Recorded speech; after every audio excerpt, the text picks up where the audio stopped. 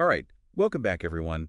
Today we are going deep on socialism. Oh, fun. It's one of those topics that I think, eh, you know, gets thrown around a lot, Right. gets simplified. Right. People think they know what it is, Yeah. and then when you start to actually like dig into it, Yeah, you realize it's a lot more complex. it is. So we've got a great excerpt from socialism.pdf to help guide our conversation today. Perfect. And whether you are like, cramming for some kind of debate Yeah. or you're just, genuinely curious about this topic, Hmm. I think by the end of this deep dive, we'll all have a better understanding of like, what are the core concepts of socialism? Yeah, What are the different forms it's taken historically? right. And what are some of the common criticisms? And I think it's really relevant too with, how much we're hearing about democratic socialism in the news these days Yeah, totally. and how it's shaping conversations about things like wealth inequality. Oh my gosh, yeah.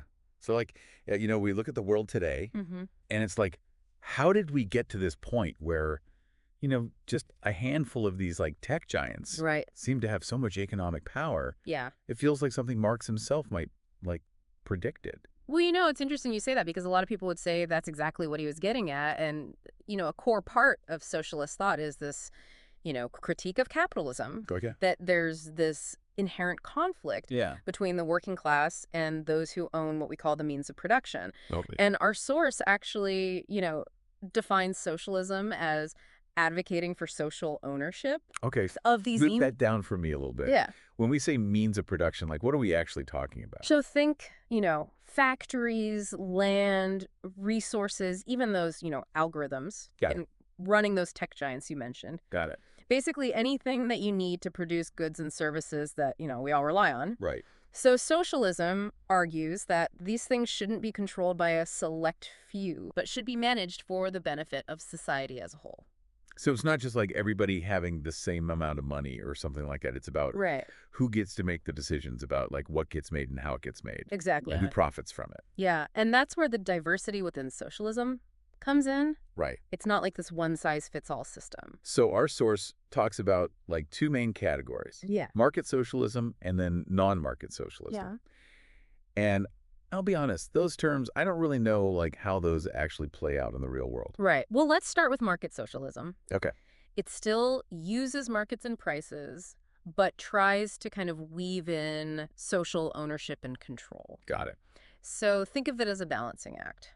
Okay, so are there any like real world examples Yeah. that can make this a little less abstract for me? Yeah, so mutualism is a really fascinating one. Okay. It's all about worker-owned cooperatives, Okay. where the people who are doing the work also own and run the business. Okay, so I get that in theory, Hmm. but how would that actually work? Like, wouldn't they still be competing within this like market Right. that's driven by, capitalism? That's a really good question. And mutualists would argue that by focusing on what they call labor-based exchange, Okay. which is valuing goods based on the work that goes into them, Okay. you can create a more fair system.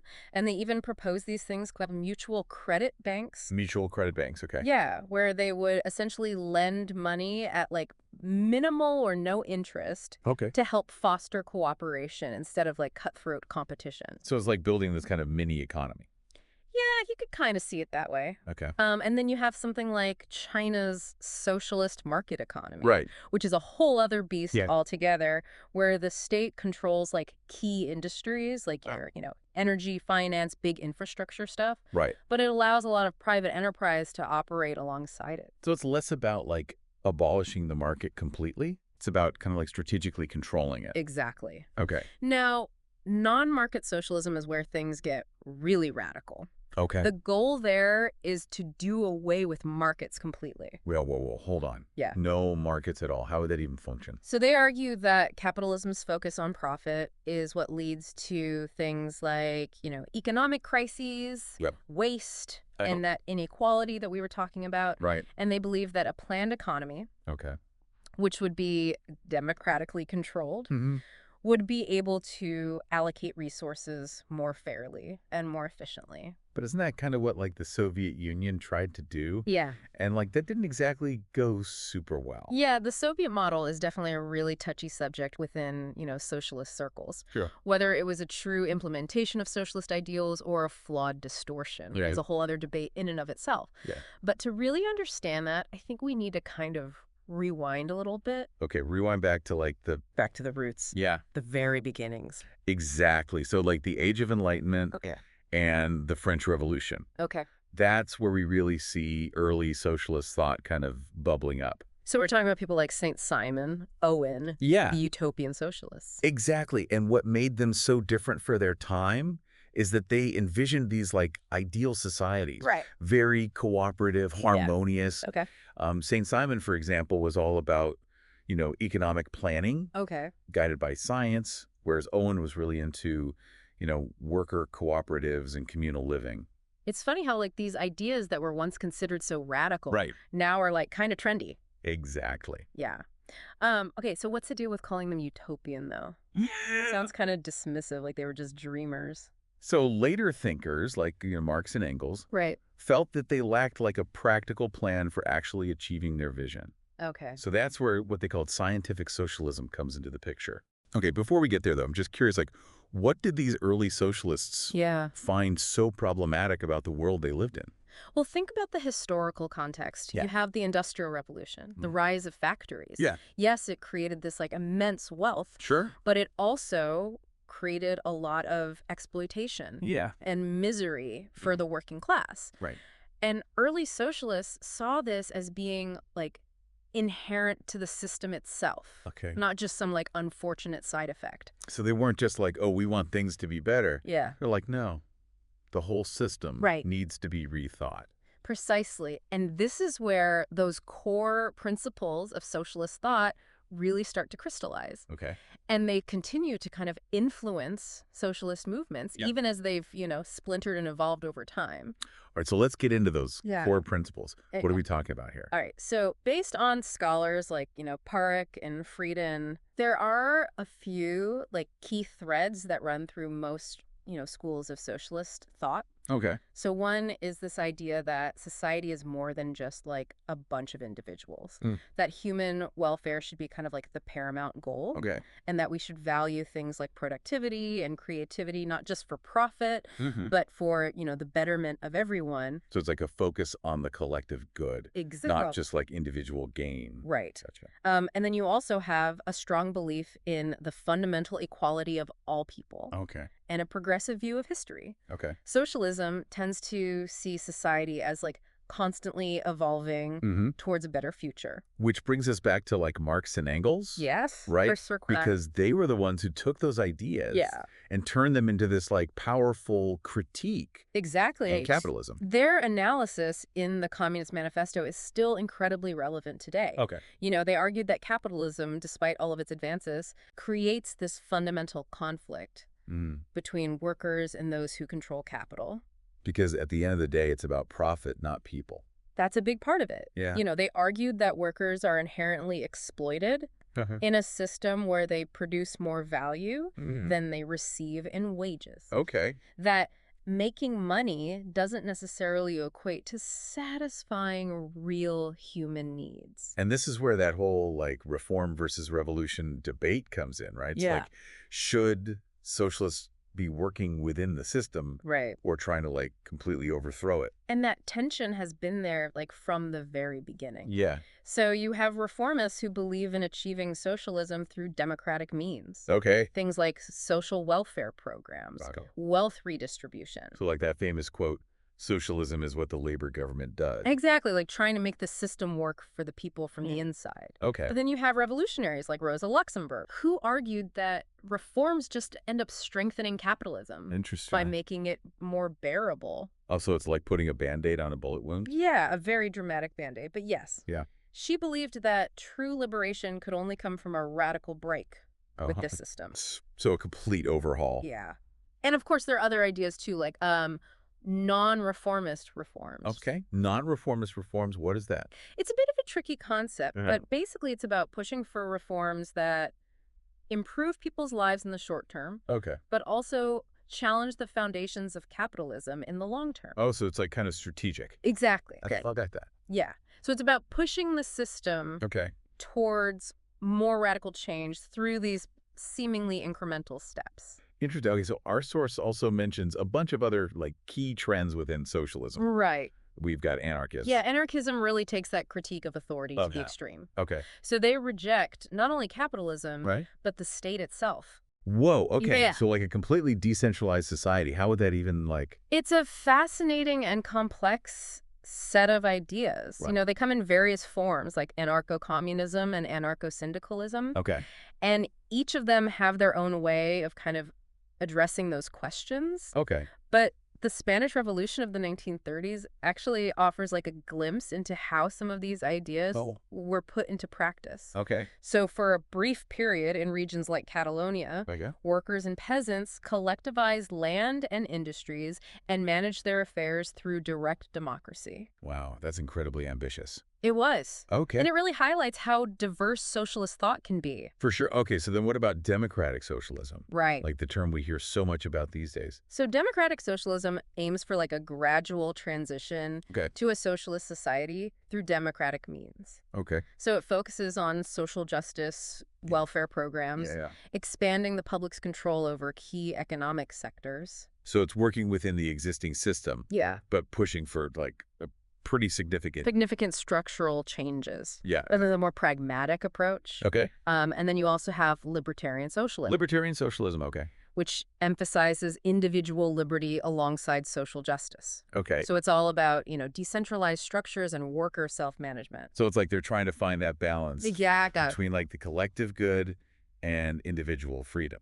Yeah, they advocate for a society where people have more control over their own lives and their work without being subject to the dictates of either the state or the market. Interesting. Okay. And then, of course, we can't forget about socialist feminism. Right. Because it's not just about economics, is it? No, absolutely not. Socialist feminism argues that true liberation for women can't happen without dismantling both capitalism and patriarchy. Okay. They see these systems as being like intertwined and mutually reinforcing. So it's like recognizing that economic inequality and gender inequality are kind of two sides of the same coin. Exactly. And early socialist feminists like Clara Zetkin and Eleanor Marx were making these connections. Wow. Back in the 19th century. That's incredible. Yeah, they were advocating for things like, you know, women's suffrage and economic empowerment as essential parts of the struggle for socialism. It's amazing how those ideas from like over a century ago are still so relevant today. They are. Okay, so we've gone through this whole like spectrum of socialist thought. We have. From utopian dreams to revolutionary calls to action. Right. But no deep dive would be complete without talking about the criticisms, right? Of course. What are some of the main arguments against socialism? Okay, well, one of the most common critiques comes from economists. Particularly those from like the Austrian school. And they bring up what they call the economic calculation problem. Okay, lay that on me. What is the economic calculation problem? So they argue that a centrally planned economy, which, you know, some people associate with socialism, wouldn't be able to efficiently allocate resources without the price signals of a free market. Okay, so because you need like supply and demand to kind of determine, you know, what to produce. Exactly. At what price. Yeah.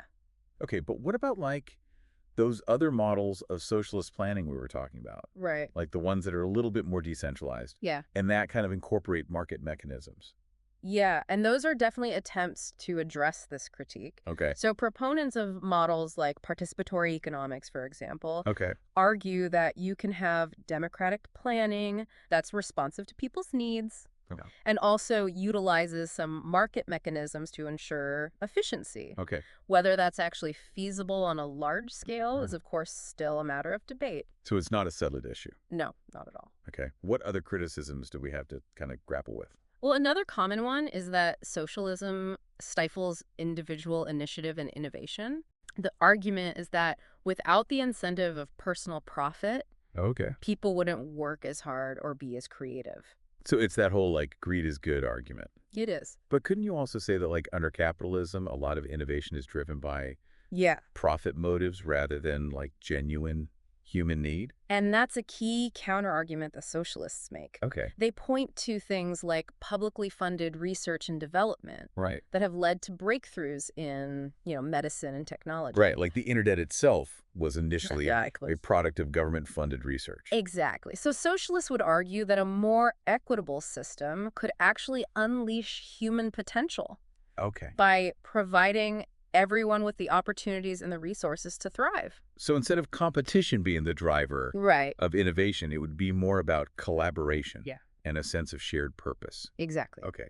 Another common criticism I hear a lot is that socialism inevitably leads to bigger government and, potentially to authoritarianism and the suppression of individual liberties. Yeah, and that's a very sensitive topic. It is? Especially given the history of regimes that called themselves socialist. Right. So how does socialists respond to that? Well, it's complex. Some argue that those regimes were distortions of socialist principles. Okay. While others believe that the seeds of authoritarianism are inherent. Interesting. In any system that concentrates power. Okay. Whether it's in the hands of the state or of corporations. Right. So it's less about socialism itself. Right. And more about how it's implemented. And who's kind of holding the reins. Yeah, that's a big part of it. And democratic socialists, for example, strongly emphasize the importance of democratic institutions, checks and balances, protecting civil liberties.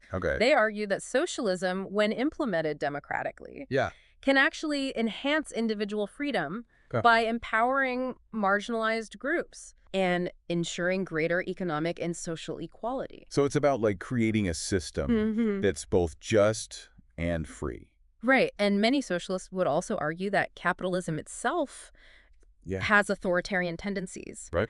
Particularly in its exploitation of workers. Right. And its tendency to concentrate wealth and power in the hands of a few. Right. So no system is perfect. No. It's all about trying to strike a balance. Exactly. Right. And I think these debates about socialism ultimately reflect these fundamental questions about human nature. Okay. The role of the state. Right. And the best way to organize society. Right. There are no easy answers here. It's about engaging with these complexities. Absolutely. And recognizing the strengths and weaknesses of different approaches. Right. So where do we go from here? What does this all mean for the listener? Well, whether you agree with socialist ideas or not, understanding them is absolutely crucial to understanding the world around us.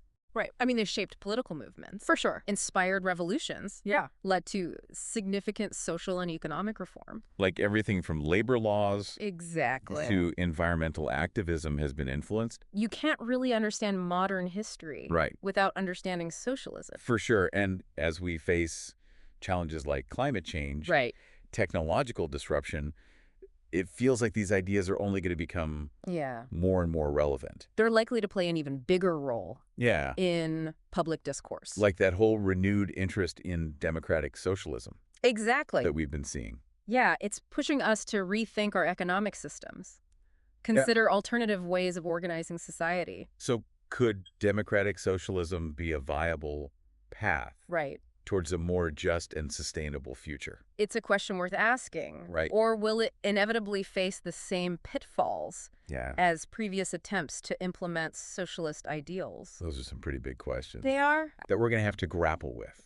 Huge questions.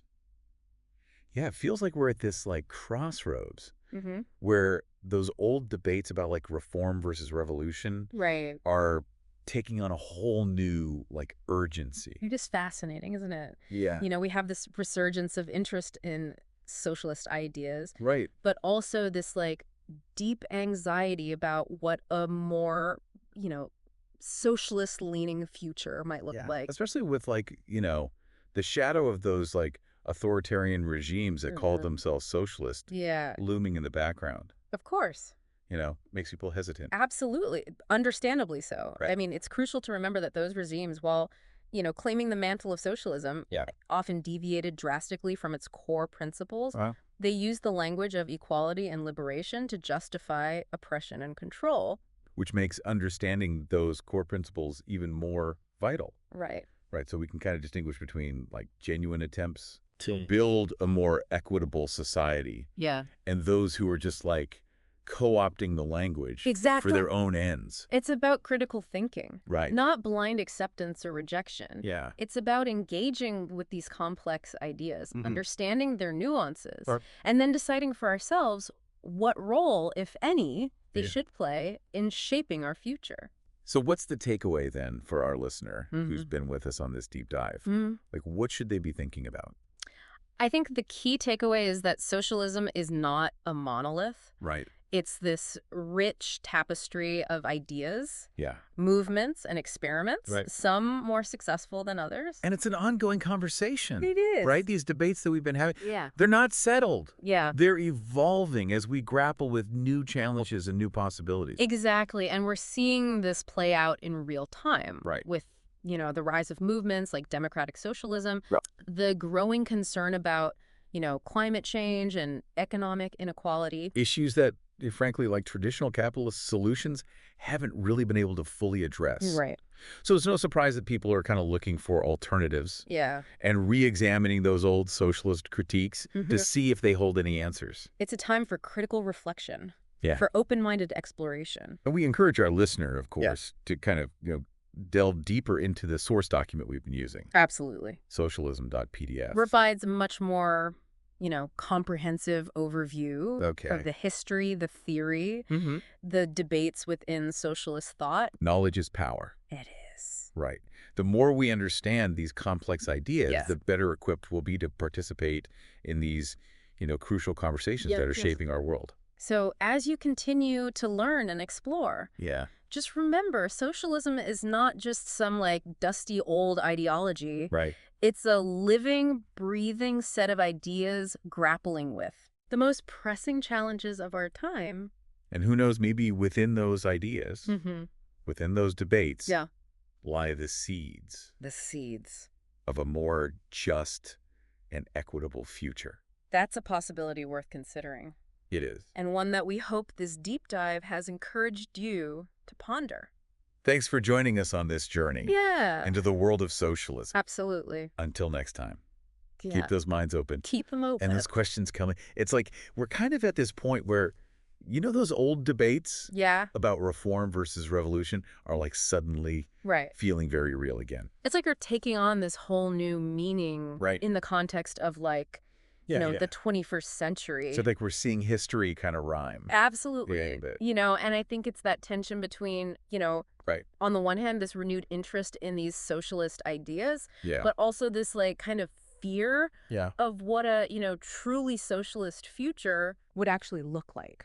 And it's hard to separate that from, those historical examples of those regimes. Right. That, were authoritarian and brutal. And call themselves socialist. Yeah. And it's important to remember, I think, that those regimes, while they were, claiming that label, they often really distorted those core principles of socialism. Yeah, they were using that language of equality and liberation to justify some pretty horrible things. Exactly. Yeah. So I think that's why, going back to those principles is so important. It's about being able to see through the propaganda. Yeah. Right. And understand what are the genuine attempts to create a better world. And what are just, attempts to, grab power. Right. Or maintain existing power structures. It's about critical thinking. Right. Right. Not just blindly accepting or rejecting these ideas. You got to engage with them. You got to, understand the nuances. Wrestle with them. Yeah. And then decide for yourself, okay, what role should these play in my thinking, in my actions, If any. in shaping the world? So what's the big takeaway then? Yeah. For our listeners who've been with us on this, deep dive into socialism? Well, I think the biggest takeaway is that, as we've been saying, socialism is not this monolithic thing. Right. It's this incredibly, diverse and multifaceted set of ideas and movements and experiments. Right. And the conversation is still ongoing. It's never over. Right. Those debates we've been talking about, they're not settled. They're constantly evolving as we face, new challenges and new possibilities. We see that happening right now. Absolutely. Right. With the, renewed interest in democratic socialism and all these new anxieties about, climate change and inequality. And these are issues that, frankly, like traditional capitalist solutions haven't really been able to fully address. So it makes sense that people are, Right. looking back at those old critiques. Yeah. Are there answers there? Yeah. Are there things that we can learn from those? Exactly. Yeah. And I think it's a time for, real critical reflection. Yeah. And open-minded exploration of these ideas. And as always, we encourage our listeners to kind of dig in a little deeper. Absolutely. Go check out the source material. Yeah. Socialism.pdf is a great place to start. Right. It's got a lot more detail. Yeah, it's much more comprehensive. And we could possibly cover here. Right. But knowledge is power.